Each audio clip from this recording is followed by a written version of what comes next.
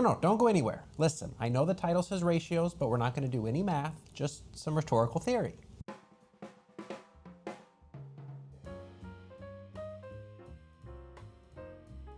Well, anyway, welcome back. Today we've got some good ideas to talk about, courtesy of our dear friend Kenneth Burke. In a recent video, we dipped our toes into his grammar of motives, so I'd recommend that you watch that video before getting into this one. But as a refresher, Burke's work was focused on understanding what people do and why they do it. And it's a grammar because it provides a set of components, sort of like the parts of speech, as well as a description for how those components fit together, sort of like more traditional grammar rules. In the previous video, we talked about the pentad, those 5 components that Burke used to describe people's motivations. In this video, we'll talk about how those different components fit together in order to help us to understand those motives more completely. But perhaps more importantly, we'll conclude by talking about how we can use Burke's pentad and the relationships between those components in order to figure out things like arguments and thesis statements. So with such an exciting agenda on the horizon, let's get into it. If we understand that parts of speech describe individual words and that the rules of a grammar describe the relationships between those words, then we can get a good head start on what Burke is trying to accomplish with his grammar. You see, even if you do know a lot of individual words in a language, it's not going to get you very far. Unless you know the rules for how to put those words together into phrases, you're probably going to struggle to order lunch or find the restroom. And a similar idea is at work in Burke's grammar of motives. We've already talked about the 5 components of the pentad, and they can help us to understand people's actions and their motives, but we're going to have a hard time fully understanding why people do what they do if we only treat those components in isolation. Remember, Burke is using the conventions of drama to explain human behavior, so it's one thing to use the pentad to describe the individual character's setting or actions in a play, but that won't quite get us to a full understanding of what's going on in the plot. For that, we're going to want to see how those different elements of the play work together. For example, to describe how the setting influences the actions of the characters, and that is where the ratios come in. For Burke, the ratios are descriptions of the relationships between pairs of terms on the pentad. So, rather than looking at each term on its own, Burke argues that we can learn a lot more when we examine how those terms influence each other. In A Grammar of Motives, he lists the ratios as scene act, scene agent, scene agency, scene purpose, act agent, act agency, agent purpose, agent agency, and agency purpose. All of this is to say that each part of the pentad can pair with another part of the pentad. Burke also states that these pairs are reversible, so you can look at the scene-act ratio to describe how the setting is influencing what someone does, but you could also use the act-scene ratio to describe how a particular action influences the setting. Now, it's important to point out that these ratios are not objective measures of truth. They're interpretive tools.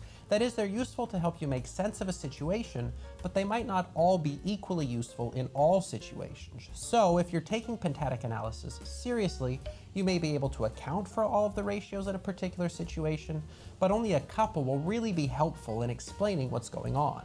But that's plenty enough rhetorical theory for one day. Let's see how this might work out by returning to our old Western stage play and putting some of these ratios to work.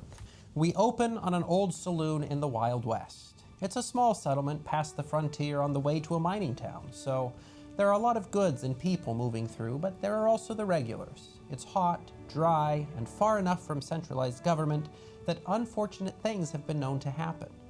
It's the Old West in an unimaginative play, so there's horses, hats, and sidearms aplenty. The kind that shoot little flags, of course. So that accounts for our scene, but who are the agents or the characters in our play?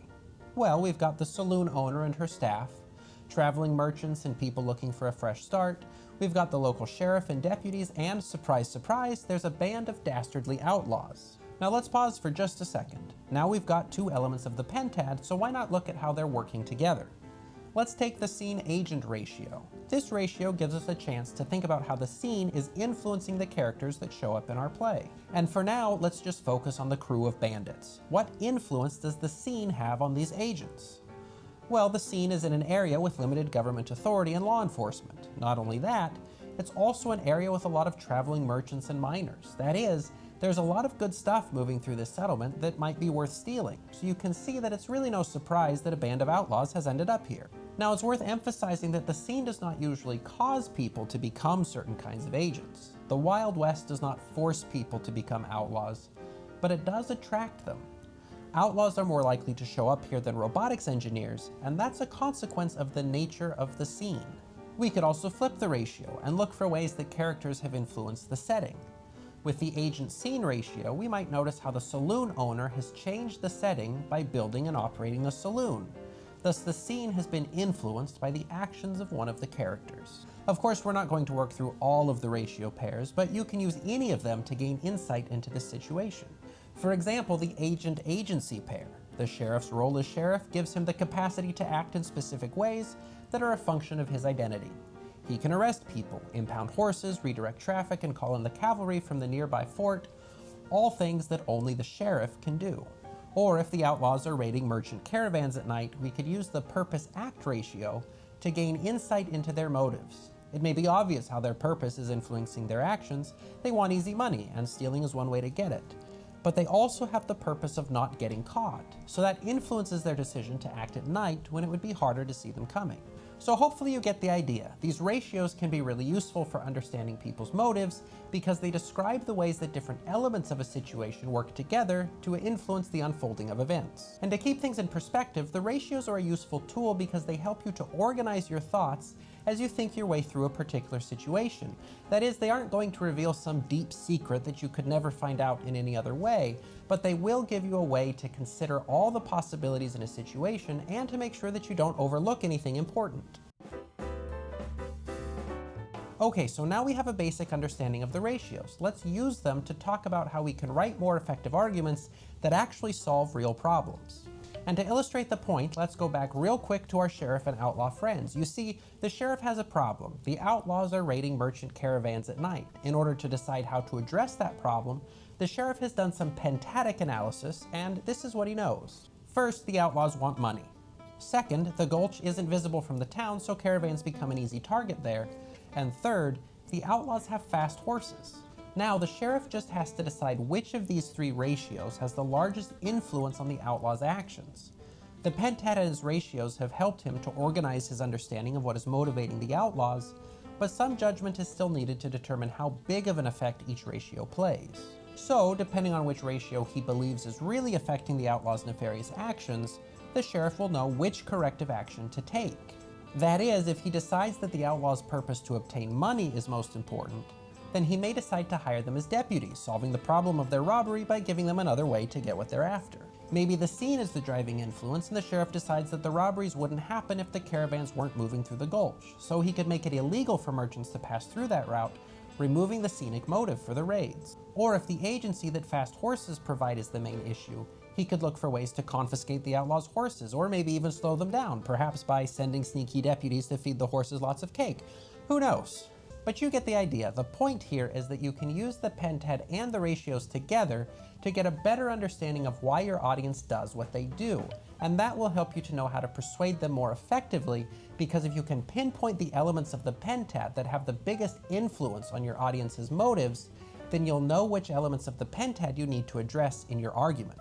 For example, let's say that you want your city to plant more flowers downtown in order to attract more honeybees and promote healthy pollination in the city. For you, your motives center around the protection and maintenance of the scene. That is, you want the ecosystem of your city to be healthy and abundant. So as you look for ways to persuade City Hall to plant more flowers downtown, you do some pentadic analysis to decide what usually motivates the actions that the City Council takes. As it turns out, while you're trying out some ratios, you notice a pattern in the motivations that govern City Hall's decisions. That is, you've discovered that the budget is almost always front and center in the decisions that the City Council makes, and they regularly cite those budgetary concerns as a way to maintain the city's ability to respond quickly and effectively to unexpected events. So in other words, their purposes and acts revolve around preserving and increasing the agency that they have through the local economy. Now, with this understanding of your audience's motives, you're in a much better position to present an effective argument, and here's how. You are motivated by a desire to act in order to influence the scene. Your purpose involves planting flowers to attract bees because you care about the local environment. But it's clear that the City Council is not motivated by the same things that motivate you. So even if you write a beautiful speech about saving bees and preserving the planet, even if you cite amazing sources, and even if you shed a single dramatic tear at the end of your remarks, you'll probably still fail to persuade your audience. That's because you're trying to motivate your audience with the things that motivate you and not with the things that motivate them. Yeah, it is important to write a strong argument, but it's equally, if not more important, to write the kind of argument that your audience is going to listen to. So because your pentadic analysis has revealed that your audience is primarily motivated to maintain and increase their agency through a budget surplus, you can devise a way to build an argument for planting more flowers that centers around your audience's budgetary motives. In other words, you can still save the bees without saying a single thing about those bees. Instead, you can present an argument that focuses on how planting flowers will attract more visitors and tourists to your city. If your city then gains a reputation for its beautiful landscaping, more people will come there to spend their money and support the local economy. And that's an argument that is much more likely to succeed because it's focused on the most important motivating factors for your audience. That is, you don't have to convince City Hall to care about the bees at all, but you can leverage their economic motives to accomplish your environmental goals. Instead of just telling them why you want more flowers planted in the city, you can use the pentad and the ratios to discover reasons that they might want flowers planted in the city. By using Burke's method of analysis, you can avoid the frustrating situation of talking past your readers and having them ignore what you're trying to tell them. With the pentad and the ratios, you can instead present an argument that will talk right to your audience and resonate with their motives in a way that will increase your chances of successful persuasion. So you see, the different elements of the pentad can be really useful for describing particular situations, but with the ratios, you can go a lot further towards understanding why people do what they do. Furthermore, if you want to succeed in persuasion, you're going to have to align your argument with your audience's motives, and the pentad and its ratios are a great way to understand where those motives lie. That is, if you really understand why your readers do what they do, you'll be in a much better position to give them good reasons to do something different. Not only that, but they'll want to do it because they're already motivated to accept your argument. And that is why I think Burke's method is so useful. It can save us the time that we might otherwise spend just lecturing people about our beliefs, and instead helps us to understand where they are and what they believe so that we can persuade more effectively and productively. And if you think we've covered everything there is to know about Kenneth Burke's A Grammar of Motives, well, think again. We've only just hit chapter 1, so there's plenty more useful theory on the way for understanding and writing more persuasive arguments. And yes, that's a promise meant to motivate you to subscribe, so I hope that you will, so that you'll be in the know when future videos are released. And of course, I also hope that you'll give this video a like and leave your thoughts and questions in the comments. Those are things that motivate me to continue making videos that are hopefully helpful to you. Either way though, thanks for watching to the end and have a great week.